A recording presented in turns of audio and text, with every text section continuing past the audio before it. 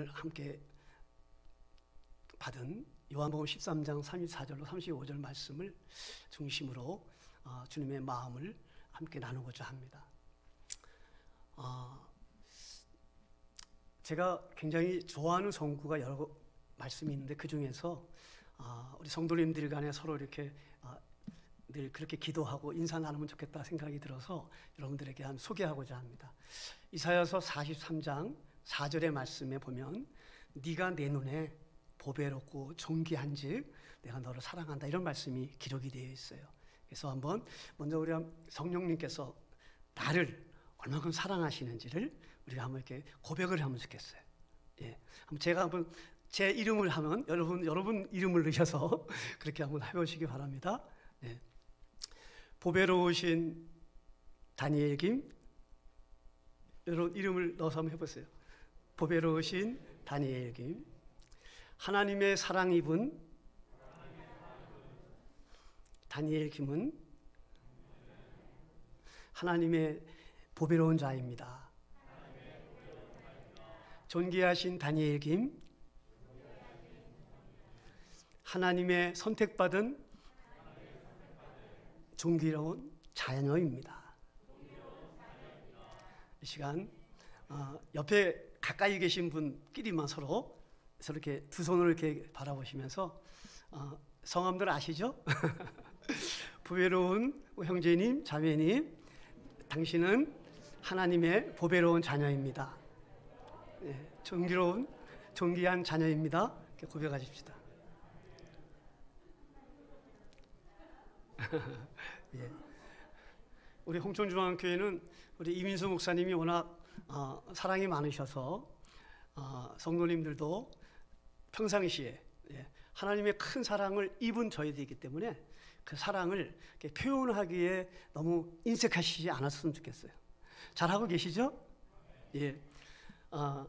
오늘 읽은 이 요한복음 13장의 말씀의 배경을 보면 예수님이 이제 우리를 구원하시기 위해서 아버지의 뜻대로 본인은 겟세마네 동산에서 할 수만 있거든 이 잔을 피하게 해달라고 그렇게까지 기도하셨어요.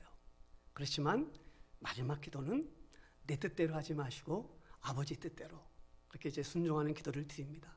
그래서 그 땀방울이 핏방울이 될 정도로 흘렸던 그 기도, 여러분 그런 기도 한번 들으신 적 있어요? 내 땀방울이 핏방울로 변한 기도 경험이 혹시 있으세요? 그것이 없으시다면 아직 우리는 예수님을 닮아가는 데 있어서 아직 멀었다고 생각하셔야 됩니다. 다시 말씀드리면 참으로 아버지 앞에 우리가 사랑받은 자로서 아버지의 그 사랑을 받은 만큼 아버지의 뜻을 이루려 할 때는요, 참으로 벌써 그 십자가를 지는 그 기도가 바로 겟세마네 동산에서 벌써 십자가를 지신 겁니다.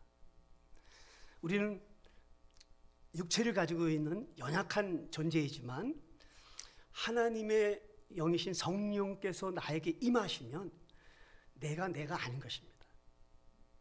우리는 하나님의 사랑을 입은 자들입니다. 우리는 하나님부터 특별히 선택받은 자들이에요.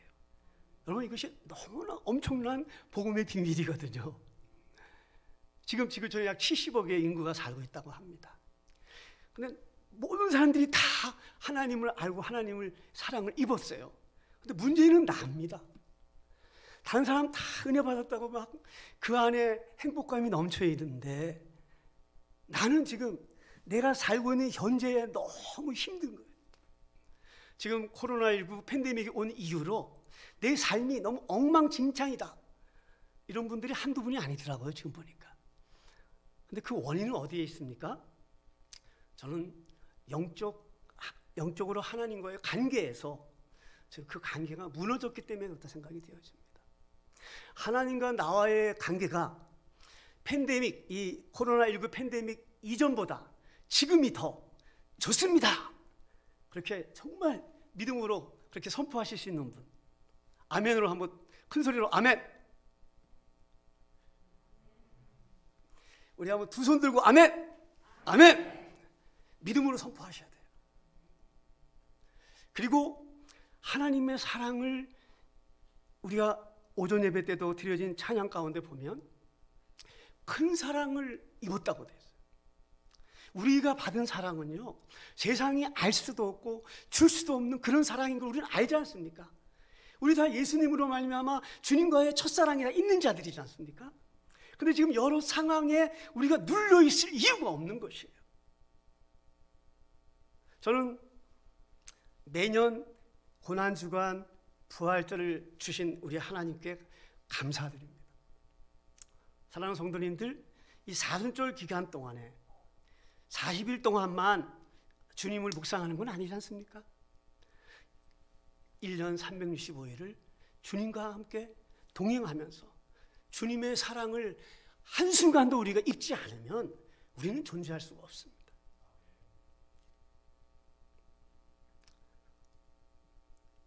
제 주위에도 이제 나이가 이제 60이 넘어가니까 주위에서 그렇게 건강했던 친구가 갑자기 뇌출혈로 쓰러졌다. 병원에 입원하는 거는 그만이고 하나님 품에 가셨다는 그런 부고 소식을 접할 때 그 일이 그분에게만 있는 건 아니지 않습니까? 앞으로 나에게도 닥칠 일입니다. 참으로 지혜로운 자는요, 그런 소식이 올 때 하나님 앞에서 다시 한번 하나님에게 나의 마음을 내려놓고 하나님의 사랑을, 하나님의 은혜를 다시금 구하는 시간이 될 수 있어야 됩니다. 아, 그 친구 참 안 됐다, 참 슬프다. 여러분, 그게 중요한 것이 아닙니다. 이 세상 모든 일들이 나를 중심으로 해서 하나님께서 주시는 메시지를 들을 수 있어야 됩니다. 오늘도 아마 이 코로나19 팬데믹 속에서 몇 명이 확진됐다, 몇 명이 돌아가셨다. 여러분, 그런 소식에 우리가 마음을 뺏길 이유가 없습니다.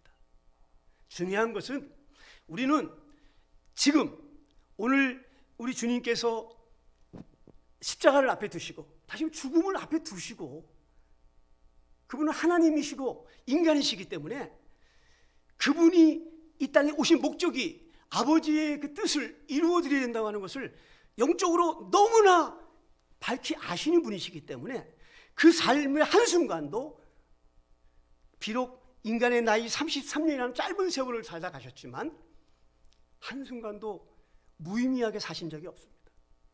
어린 시절은 어린 시절대로 하나님의 말씀을 이루어 나가는 삶을 살았고요.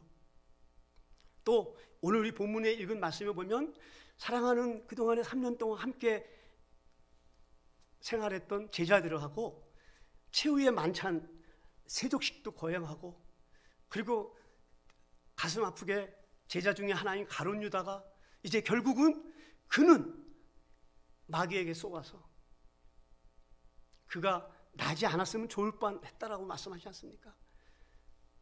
자기가 생각하는 메시아가 아니라고 하는 잘못된 그런 생각 때문에 그는 결국 마귀의 게임을 받아 예수님을 은 30냥에 파는 그런 배신자가 되었습니다. 그 사건도 요한복음 13장에 나와요. 그리고 사도 베드로는 주님이 이제 가실 그 십자가의 길을 얼마나 예수님을 뜨겁게 사랑했으면 주님이 가시는 그 십자가의 길을 안 됩니다 이렇게 얘기합니다. 한마디로 얘기하면. 그래도 좀 정이 있지 않습니까? 예수님 그러면 십자가 잘 치세요 이렇게 이야기하는 것보다는 제자로서 그러면서 나를 위해서, 나는 이제 십자가를 가는데 나를 위해서 함께 죽을 수 있겠느냐. 그때 제자 중에 사도 베드로는 힘있게 말합니다. 죽을 수 있습니다 이렇게 얘기합니다. 그만큼 베드로는 예수님을 사랑해. 그것이 거짓말이 아니에요. 그 당시에 그가 품고 있었던 그 고백은 그런데 예수님으로부터 엄청난 말씀을 받지 않습니까? 네가 닭 울기 3번 울기 전에 나를 부인하리라. 그러니까 자기는 정말 주님을 사랑하고 주님이 가시는 그 길을 자기가 함께 갈 수 있겠다라고 호언장담을 했음에도 불구하고 그만큼 주님을 뜨겁게 사랑한다고 그렇게 고백을 했는데 예수님은 벌써 그가 그 입에서 나오는 그 순수한 말을 주님이 이해를 못하셔서가 아니라 우리 인간이 가지고 있는 연약함, 아무리 스승을 사랑하고 예수님을 마태복음 16장 16절에 보면 주는 그리스도시요 살아계신 하나님이시니 하나님의 아들이시니다라고 고백했지만 천국 열쇠를 여는 그런 축복을 받았지만 그런 사도 베드로도 결국은 예수님 말씀대로 3번 부인하는데 단순한 부인이 아니에요. 보면 원어상의 내용에 보면 그 부인의 정도가 점점 강해지지 않습니까? 저주하면서까지 부인을 했으니까요. 한낱 자기 생명의 위태로움을 느껴서 그게 바로 우리 인간의 모습이라는 것입니다. 그것이 베드로만의 모습이 아닙니다. 바로 나의 모습입니다. 우리의 모습입니다. 나도 예수님을 뜨겁게 사랑했고 주님과의 영적인 깊은 관계를 가졌던 경험이 있는 자입니다. 제자의 반열에까지 올랐습니다.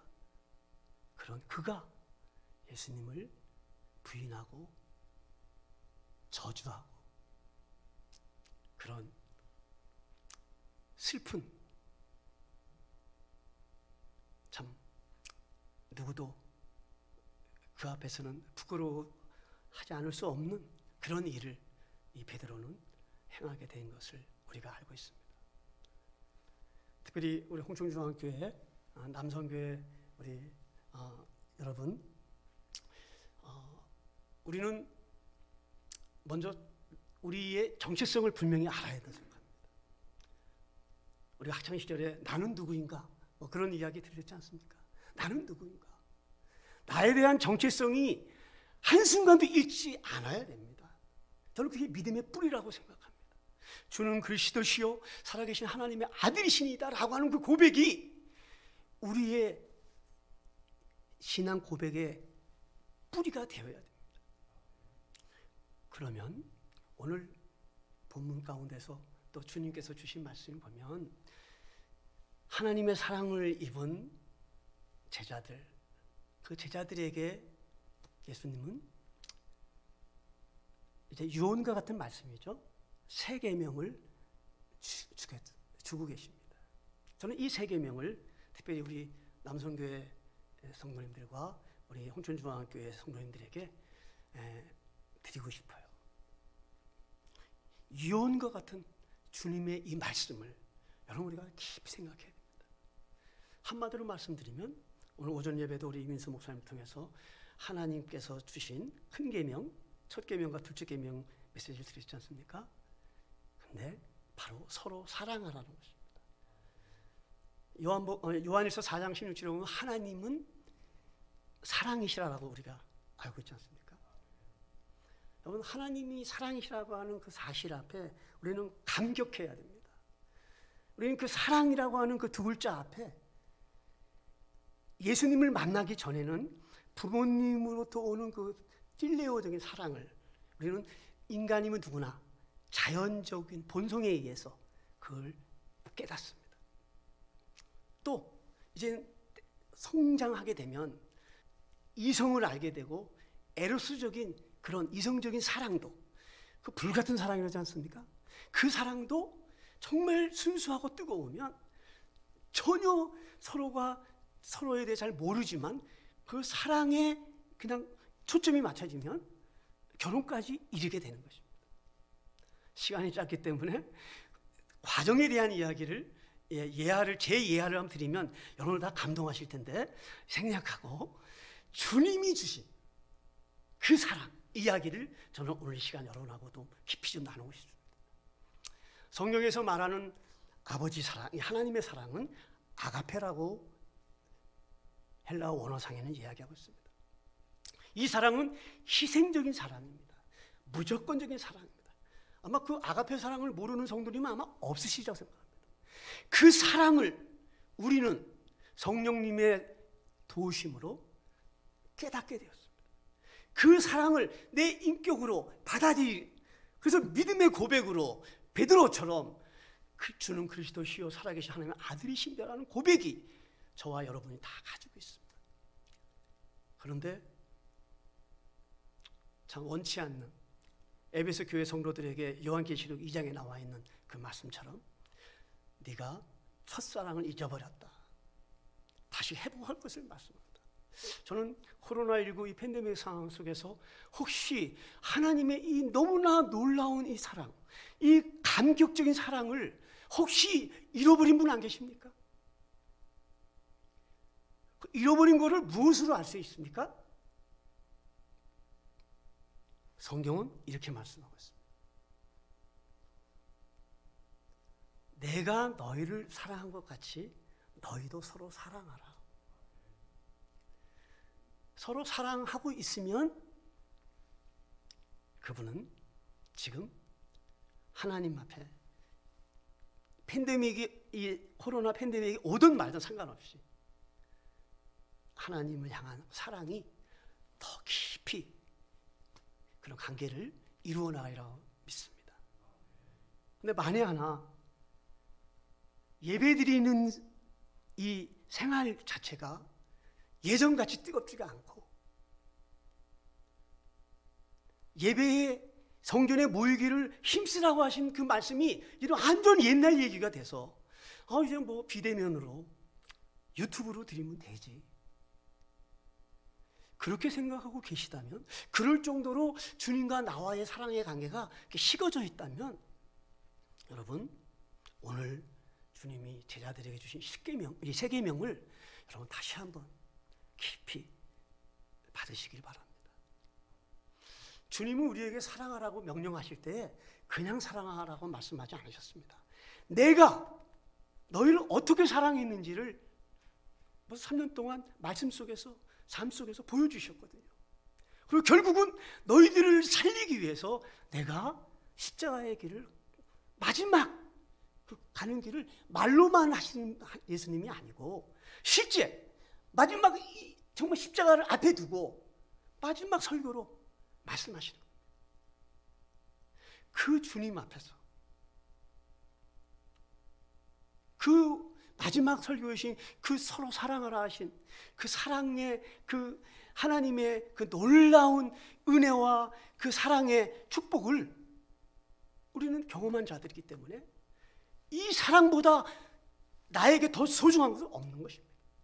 이 사랑 때문에 아버지께 갈 수가 있는 것이고요, 아버지가 예비해 두신 그 저천국을 향할 수가 있는 겁니다. 여러분, 우리는 아무리 건강해도 시편에는 90편에는 7, 80이라는데 요즘은 정말 마지막 때가 돼서 의학이 발달해서 그런지요, 제가 아는 분도 100수를 누리는 분들이 많이 계십니다. 뭐 좀 더 사셔서 한 120세 사셨다 말씀하십시다. 아니 해외 토픽에 날 정도로 한 150세 살았어요. 그게 여러분 그 몇 세 살았다고 하는 그 연륜이 중요한 것이죠. 10년을 살든 100년을 살든 주님과 함께 그 주님의 사랑을 내가 느끼면서 그 주님 사랑 때문에 주님 앞에 예배하고 주님 앞에 기도하고 주님 앞에 나오는 그 모든 신앙적인 그런 모습들이 하나님 앞에 예배로 드려진다면 그 사람은 우리 주님께서 참으로 기뻐 받으실 만한, 그리고 주님 다시 오실 그날 우리가 주님으로부터 착하고 충성된 종이라고 하는 놀라운 상급을 받는 그런 축복의 말씀도 받으리라고 믿습니다. 저는 주님 앞에 우리 목사님이 저를 소개할 때 제가 한국교회 회개운동본부를 섬긴다고 말씀을 드렸는데 정말 부끄럽습니다. 제 친구 중에 저랑 같은 갑장이면서 제가 미국에서 사역할 때 좀 더 가까이 만난 제 친구가 있습니다. 여러분도 아마 방송을 통해서 들으셔서 아실 텐데 북한에서 31개월 동안 억류되었던 임현수 목사님이 저하고는 굉장히 좀 친밀한 그런 미국에 사역할 때 가까웠습니다.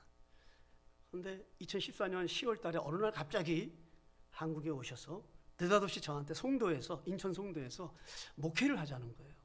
저는 지금까지 문화사역자로 하나님 앞에 부름을 받아서 삶을 드렸기 때문에 목회에 대한 담임 목사 청빙을 3번이나 받았음에도 저는 문화사역자로서 길을 지금까지 걸어가고 있습니다. 그런데 이분이 너무 잘 아시거든요. 그럼에도 저보고 목회를 같이 하자 그 얘기를 하길래 제가, 그거는 또 여러분 아시는 대로 캐나다 토론토에서 작은 교회가 아니거든요. 출석교회만 한 4,000명 되고 북미주에서는 그래도 손꼽는 교회 중에 하나인데 제가 한마디로 그랬습니다. 목사님은 토론토 교회는 어떡하고 그랬어요. 근데 미국에서 목회하는 목사님들이 한국에 지교회를 세우는 분들이 여러 목사님이 계세요. 그래서 당신도 한국에다 지교회 세우려고 그러느냐 이렇게 반문을 했더니 그게 아니고 본인이 약 20년 동안 북한을 한 150여 번 왕래를 하다 보니까 이제 자기가 60이, 우리가 그때가 60대던 해입니다. 이제 고국에 돌아와서 통일을 준비하는 그런 목회를 해야 되겠다. 이런 고백을 하는 거예요.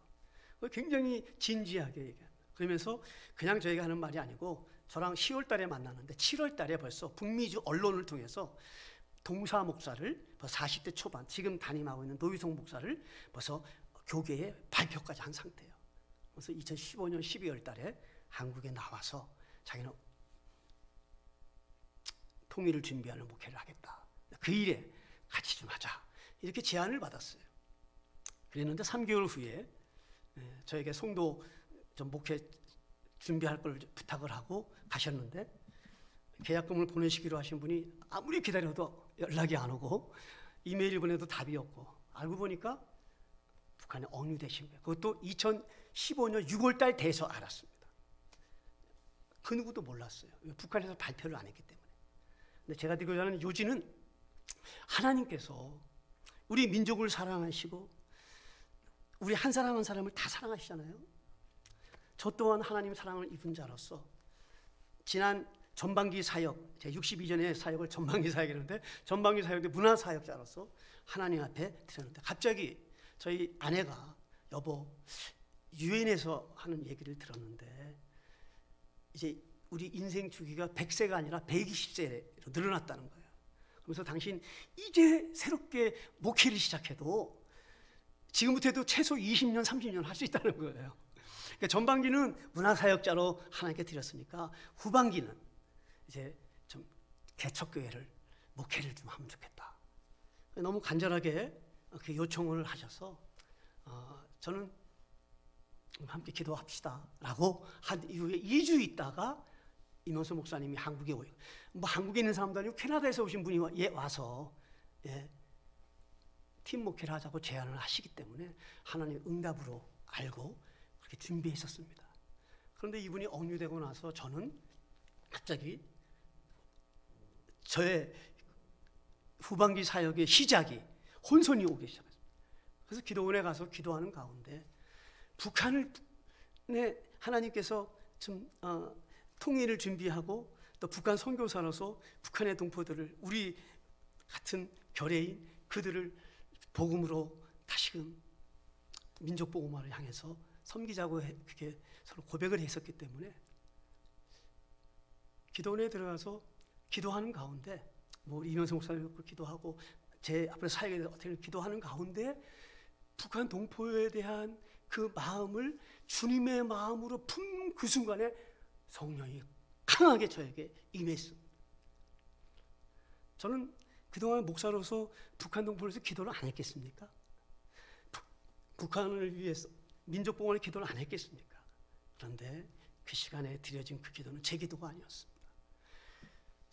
특별히 회개의 영이 저에게 임해서 주님의 마음으로 아버지의 마음으로 북한 동포들을 내가 정말 품고 기도하지 않았던 것을 회개하게 하시는 거예요. 저는 그 순간 뭐 목회, 무슨 뭐 북한 선교 이거는 아무런 관심이 없고요.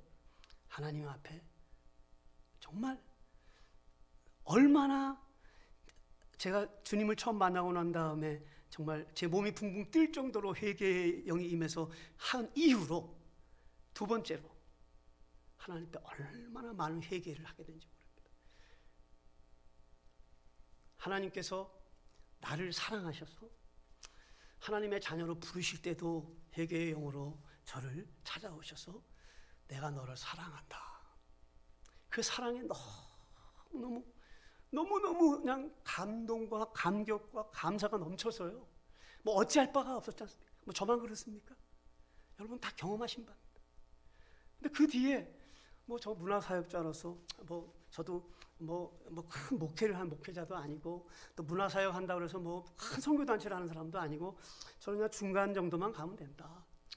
주님 그래도 나름으로 그냥 뭐 이 정도 섬기면 된다라고 생각했던 사람이었어요.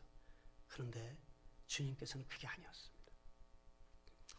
캐나다에 있는 목사를 통해서 한국 땅에 보내서 저에게 느닷없이 목회에 대해서 말씀하시더니 그 다음엔 북한을 향한 주님의 마음을 부어주시는데 저는 정말 이 시간에 그것을 다 말씀으로 막 그냥 부어주시는데요. 회개하느라고 정신이 없는데 거기에 말씀까지 같이 임하니까 어떻게 할 수가 없는 것이죠.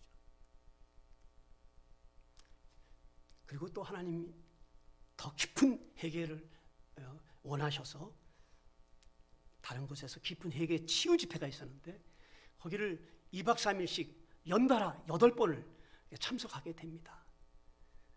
그때는 2박 3일 동안 회개를 하는 나에 대한 회개만이 아닙니다. 아까 우리 목사님 말대로 민족과 열방과 이스라엘까지 품는 그런 회개 기도인데 2박 3일간 그 기도에 참석하고 나면요 진짜 그냥 온몸에 진액이 다 쏟은 것 같아요. 근데 어떻게 다 한 번은 그렇게 하는데 이게 2번, 3번, 4번 하다 보니까 이게 다음에는 가고 싶지 않은 거예요. 너무 힘드니까. 그런데 성령께서 다시금 이끄셔서 8번을 스트레이트로 참여하면서 하나님께서 저에게 주신 그 마음은 제 안에 그동안 나에 관련된 회개의 제목들만이 아니라 나의 가정에 대한 기도 제목만 아니라 내가 섬겼던 교회와 내 사역과 우리 민족과 열방을 향해서 기도했던 그 기도 제목들을 하나님이 끊임없이 주시는 거예요. 저는 회개의 영이 임하면요 바로 기도의 영이 임하십니다. 우리 성령님은요 우리가 회개하면 하나님의 그 사랑의 영을 부어주시면서 끊임없이 대화하기를 원하세요. 내가 새벽 기도에 나왔는데 새벽 기도가 그냥 밋밋하고 그냥 기도하다가 졸고 이런다. 그럼 여러분 지금 하나님과 나와의 사랑의 그 관계가 병들어 있는 거라고 생각하십니다. 저는 여러분께 예수님이 날 사랑하신 그 사랑을 우리 특별히 남성교회 사랑하는 성도님들은 좀 잊지 마시고 남자들이 앞장을 서야 우리 여자 성도들도 같이 더 뒤에서 기도하면서 뜨겁게 아말렉 군대와 느비딤에서 싸웠던 여호수아 군대처럼 모세와 함께 중보기도 드렸던 그 여호와 니시 말씀을 주셨던 바로 그 역사를 여러분 우리 하나님이 앞에서 인도하시면 기도의 영으로 임하시면 우리 홍천중앙교회가 홍천 여기 민족복음화 홍천 본부 아닙니까? 우리 이 홍천중앙교회가 이 교회 성도답게 특별히 우리 남선교회 헌신 예배인데 이 헌신이 어디서부터 나와야 되느냐? 바로 주님과 나와의 사랑의 관계가 메말라 있어가지고는 형식적인 헌신밖에 안 되는 것입니다. 누구를 향해서 헌신해야 됩니까? 바로 나를 사랑하셔서 십자가에서 죽기까지 하신 그분을 향해서 우리는 헌신해야 되지 않겠습니까? 그분이 서로 사랑하라고 말씀하십니다. 그 사랑 가지고 홍천 지역을 뛰어나가야 되지 않겠습니까? 우물가의 그 여인처럼 내가 만난 내가 입은 그 사랑을 증거해야 되지 않겠습니까? 자, 그러면 우리 코로나19 속에서도 성장하는 교회가 있다. 홍천중앙교회가 다시 하나님의 사랑으로 더 끓고 있다라고 그러면 사랑을 목말라는 이 시대에 많은 홍천 주민들, 하나님이 구원받기를 약속한 사람들은 보내줄 줄 믿습니다. 그렇게 헌신하는 우리 홍천중앙교회 성도님들, 특별히 남성교회 성도님 되시기를 축복합니다. 기도하겠습니다. 살아계신 하나님 아버지 감사합니다. 오늘 요한복음 13장 14절, 34절과 35절 말씀을 통해서 우리 홍천중앙교회 남성교회 성도님들에게 제자들에게 주셨던 10계명을 하나님 이 시간에 나눴습니다. 주님이 친히 사랑하셨던 그 사랑 안에서 우리 남성교회 성도님들과 우리 홍천중앙교회에 속해 있는 모든 성도님들이 우리 그 주님의 사랑을 아는 자들이고 입은 자들입니다. 그 사랑 식지 않도록 다시 한번 사랑의 영을 부어 주시옵소서. 회개의 영을 부어 주시옵소서. 기도의 영을 부어 주시옵소서. 하늘문이 열려야 됩니다. 하나님, 홍천중앙교회 하늘문을 열 자가 누굽니까? 오늘 남성교회 연합헌신 예배를 드리는 우리 남성교회 성도님들에게 임하여 주시옵소서. 은혜를 사모하는 모든 성도들에게 임하여 주시옵소서. 홍천중앙교회를 사랑하시는 예수님의 이름으로 간절히 기도하옵나이다.